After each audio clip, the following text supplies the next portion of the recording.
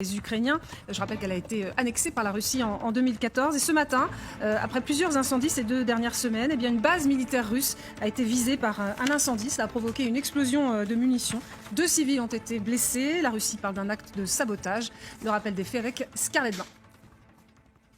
L'incendie s'est déclaré tôt ce matin dans une base militaire russe de la péninsule de Crimée dans le sud de l'Ukraine. Les nombreuses explosions sur cette vidéo laissent comprendre que de nombreuses munitions ont été détruites.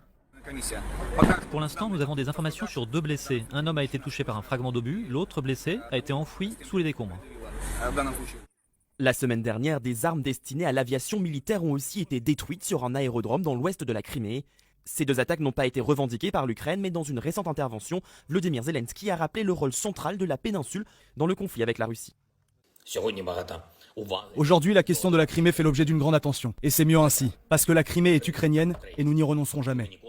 Nous n'oublierons pas que c'est l'occupation de la Crimée qui a été le début de la guerre russe contre l'Ukraine.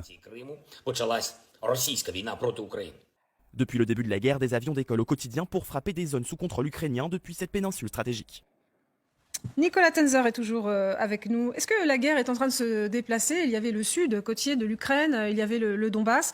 Ça peut être une 3e zone de combat, selon vous, après ce que les Russes ont appelé des sabotages? Écoutez, je ne sais pas s'il y a un déplacement. Ce qui est absolument certain, c'est que sur le plan aussi bien politique que sur le plan stratégique, la capacité pour l'Ukraine de frapper en Crimée est absolument déterminant. Vous l'avez rappelé très bien tout à l'heure. D'abord, vous avez un grand nombre d'avions qui décollent effectivement de la péninsule pour frapper évidemment les forces ukrainiennes ailleurs sur le territoire ukrainien. Donc c'est déterminant. Sur le plan politique aussi, il est clair que ce qu'on appelle, c'est dans la parole de l'ensemble des dirigeants européens, l'intégrité territoriale de l'Ukraine qu'il faut préserver et qu'il faut évidemment reconquérir, ça inclut la Crimée. C'est ce qu'a rappelé tout à l'heure le président Zelensky, la Crimée est ukrainienne. Donc il n'est pas question de penser que l'on pourrait, ce que certains avaient imaginé dans d'éventuelles négociations, laisser la Crimée à la Russie. Et donc le fait que l'on puisse viser la Crimée, ce qui signifie de la part des Ukrainiens reconquérir cette péninsule annexée illégalement en 2014, c'est tout à fait déterminant pour le moral des troupes ukrainiennes, de la population ukrainienne, du gouvernement ukrainien. Et donc c'est un signal extrêmement fort qui est envoyé non seulement à la Russie, mais aussi au peuple ukrainien et à la communauté internationale. Emmanuel Dupuis, les Ukrainiens semblent voir pousser des ailes. En tout cas, je vous rappelle qu'il y a quelques heures, ils disaient pouvoir isoler les Russes dans la région de Kherson, notamment parce que des ponts ont été détruits, on va y revenir, mais aussi parce qu'ils ont de nouvelles armes, les armes occidentales qui continuent d'affluer. C'est grâce à ces armes précisément qu'ils ont frappé les 3 ponts. Il y a 3 ponts qui relient la rive sud, enfin la rive occidentale et la rive orientale du Dniepr. Ils ont frappé le pont d'Antonivski, ils ont frappé le pont de Nova Kakova, et ils ont frappé le pont ferroviaire, ce qui évidemment complique la manœuvre militaire russe. Comme on l'évoquait précédemment, une vingtaine de milliers de soldats russes seraient laissés de l'autre côté du pont, en tout cas si on en croit les réseaux sociaux ukrainiens. Vous pensez que la Crimée, ça peut devenir une nouvelle zone stratégique à récupérer pour les Ukrainiens?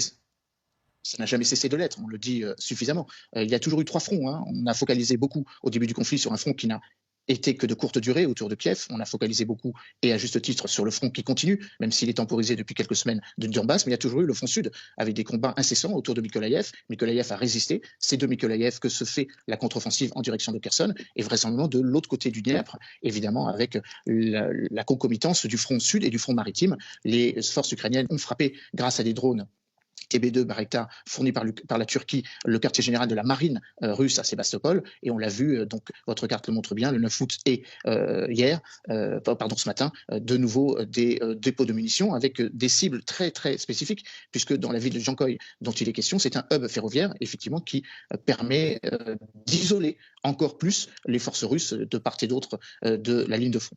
Volodymyr Zelensky disait cette nuit vouloir mettre en place une plateforme pour la libération de la Crimée. Est-ce que ça veut dire qu'il y a des objectifs concrets derrière? Et encore une fois, se pose la question, il n'y a pas eu de combat jusqu'à présent en Crimée. Est-ce que ça peut devenir une zone de conflit? Alors, il faudrait avant tout que la partie qui sépare les forces ukrainiennes et la Crimée soit libérée. Vous disiez tout à l'heure que la Crimée, c'est l'Ukraine. Je rappelle que Kherson, c'est aussi l'Ukraine. Donc, le premier objectif, c'est de d'abord libérer Kherson pour ensuite, éventuellement, libérer militairement, et pas seulement à travers des frappes que l'on voit de plus en plus incessantes, mais qui sont pour l'instant marginales. Maintenant, la vraie question, c'est est-ce que les forces ukrainiennes en ont la capacité? Oui, car les missiles que les Américains se sont finalement décidés à livrer aux Ukrainiens ont la capacité de cette frappe. Et forcément, si vous brisez un peu plus la protection autour de la Crimée, vous allez vous approcher de l'objectif. Et donc forcément, avec la capacité de rayon d'action des armes dont disposent les Ukrainiens, 70-80 km pour le système HIMARS, quarantaine de kilomètres grâce à l'aviation de 155 mm, notamment les canons César que la France a livrés, forcément, il peut y avoir un nouveau front, comme vous l'évoquez. Mais je crois que nous n'en sommes pas encore là. Il faut d'abord libérer les abords de Kherson. Vraisemblablement, c'est ce que Vladimir Zelensky appelle de ses voeux quand, il y a quelques jours, il a appelé à la constitution d'une armée d'1 million de soldats, donc de volontaires, appelant à ce qu'il y ait une volonté de la part de ces citoyens ukrainiens de porter le fer également autour de la péninsule de Crimée. Natalia Kochubé, les Ukrainiens ne renonceront jamais à la Crimée? Pardon. Est-ce que Volodymyr Zelensky dit la Crimée est ukrainienne. Est-ce que les Ukrainiens peuvent renoncer à la Crimée dans ce conflit où déjà il y a la mobilisation des troupes dans le Donbass et dans le sud? Non, je dirais que l'esprit des Ukrainiens est très combatif. On dit en Ukraine, tout a commencé par la Crimée, tout se terminera en Crimée. Donc, pour l'Ukraine, il faut récupérer tous ces territoires. Le président est là pour garantir la souveraineté de tous les territoires, l'intégrité des territoires ukrainiens.